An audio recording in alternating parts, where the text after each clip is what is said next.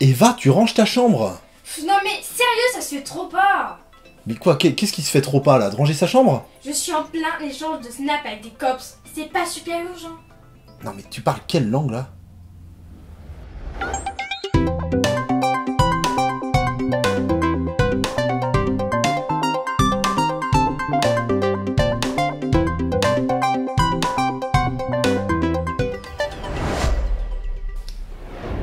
Eh bien, puisque tu as l'air d'avoir un vocabulaire bien plus riche que le mien, j'ai envie que tu m'expliques qu'est-ce que la langue française. Le français est la langue que nous parlons en France et dans 28 autres pays dits francophones. Elle est parlée par plus de 270 millions de personnes dans le monde et est la deuxième langue la plus apprise après l'anglais. Ouais, c'est la classe quand même, quoi.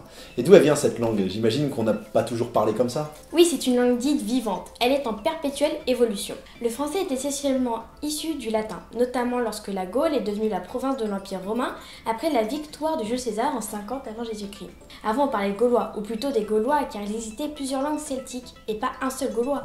Mais rapidement, le latin est devenu la langue des échanges commerciaux et des élites. D'accord, en fait, si je comprends bien, ça faisait trop naze de parler gaulois, pour avoir la classe, fallait parler latin. Oui, c'est ça, et puis le latin pouvait s'écrire, c'était très pratique.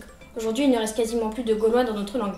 Sinon, des mots souvent rattachés à la nature et à l'agriculture. Donc en fait, le français, c'est une évolution du latin? Il y a beaucoup de mots effectivement dont l'origine est latine, mais pas seulement.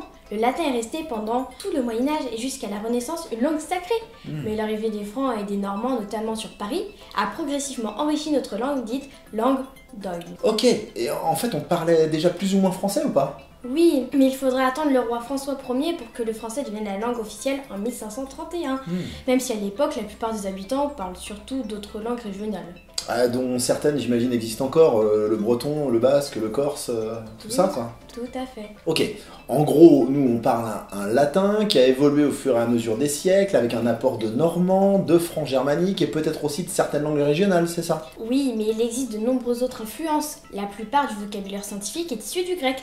Ok. Et plus récemment, beaucoup de mots, notamment anglais, italien, allemand et arabe, ont été intégrés à notre langue. Ok, en tout cas, moi je trouve qu'on parle la plus belle langue du monde. Tu ne crois pas si bien dire. Longtemps, le français était la langue des rois et des princes. Le français a connu un rayonnement extraordinaire jusqu'à la fin de la Seconde Guerre mondiale. Nos grands auteurs ont participé activement à ce rayonnement. Le français n'est-il pas souvent appelé la langue de Molière ? Ben, finalement, est-ce qu'il y a quelqu'un qui détermine les mots qui appartiennent à la langue française? Oui, c'est le travail de l'Académie française, dont les académiciens, que l'on appelle aussi les immortels, remettent chaque année à jour le dictionnaire en y intégrant des mots et en enlevant d'autres. Ok, bah et comment finalement ils font pour savoir quel nouveau mot est suffisamment parlé pour être intégré au dictionnaire et puis quel autre n'est plus utilisé? Elle va t'expliquer.